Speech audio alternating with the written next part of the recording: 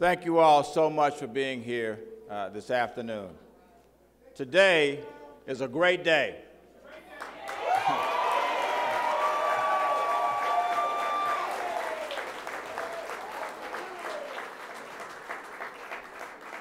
Today is a great day because today we kick off our campaign to reclaim the mayor's office for all the residents of our city.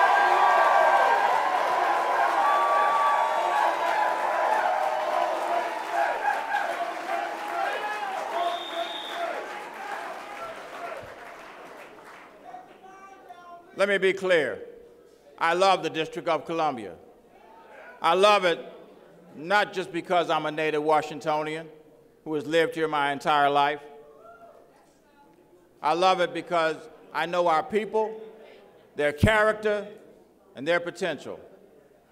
We are hardworking people, aren't we? Throughout our history, the people of this city have been faced with unique challenges and adversity. And in every instance, we have been able to overcome it. We don't give up. We don't settle for second best. We take control of our own destiny, work hard, and deal with those challenges head on.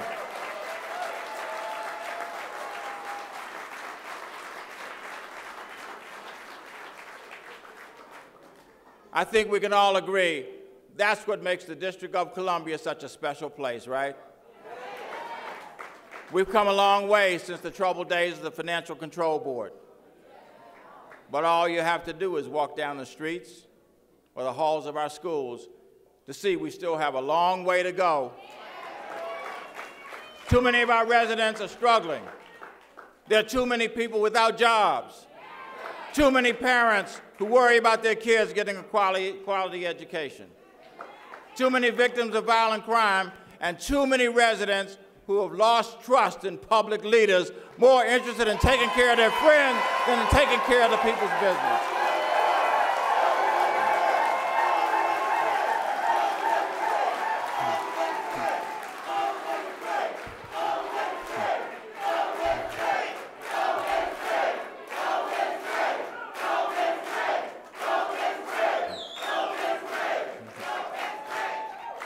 I think I can speak for everybody, certainly in this room and across this city, that the people of our city are desperate for a change in leadership.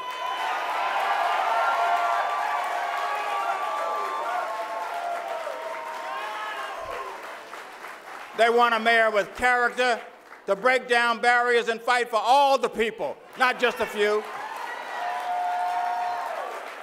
They want a mayor with integrity to put an end to cronyism and put people first. And they want a mayor with the leadership skills to bring people together to get results, not pit them against one another.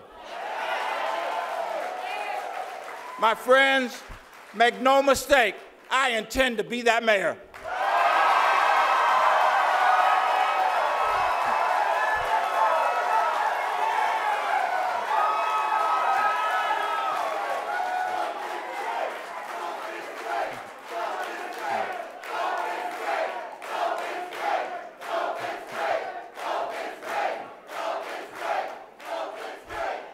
I think most of you know I'm not a career politician.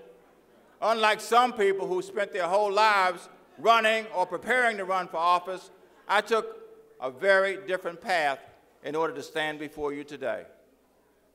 As my daughter indicated, I grew up in a one-bedroom apartment at 6 and L Streets, Northeast. Neither of my parents went to high school. My father worked 2 jobs, during the day at Freedman's Hospital, and at night and on weekends, he drove a taxi cab. My brother and I slept on rollaway beds in the living room. And let me tell you something, it's pretty destabilizing to a young person to see your bedroom disappear every morning.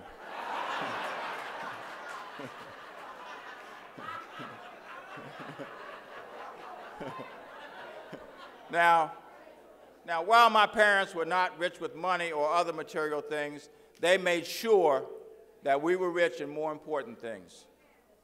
We were rich in values. rich in character, rich in integrity. My parents knew how to raise their kids right. And they were not about to have the streets or gangs or other bad influences be a substitute for them as our parents. They understood that education could be the great liberator for us.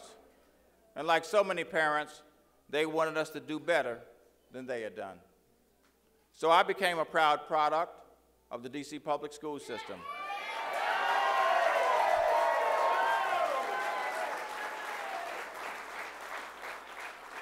I'm a proud graduate of Dunbar High School. In the classroom, I took a keen interest in science and math and learned the value of hard work. I was an athlete where I learned the importance of working together as a team. And as a member of the Dunbar High School JROTC program, I learned a valuable lesson as I worked my way up to the rank of major. I learned that you can work hard and achieve a leadership position, but you have to be a leader in order to keep it.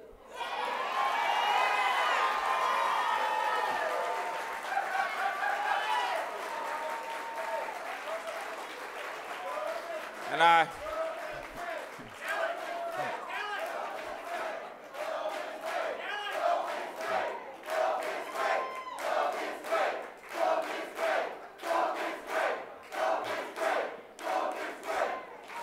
I think we know that being a leader every day is a lesson that some of our public leaders could stand to learn. After high school, I went on to George Washington University, and I'm glad I did. But the George Washington University back then, my friends, was a different place than it is today.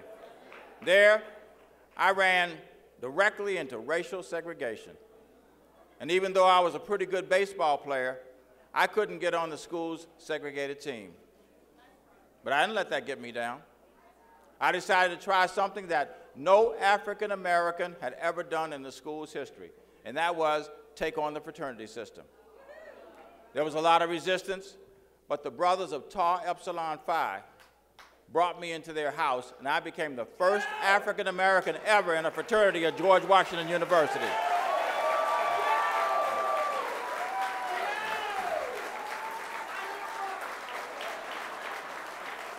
One year later, the brothers elected me president, and then I was elected for an unprecedented second term. When I finished my education, I was more committed than ever to keep breaking down barriers. I went to work in the nonprofit sector as an advocate for people with what we now term as cognitive disabilities that we formerly called mental retardation. I worked to eliminate the stigma that went with their condition and help them find acceptance and productive roles in their own communities. I fought against the abuse and mistreatment of residents of Forest Haven, the district's institution for people with mental retardation.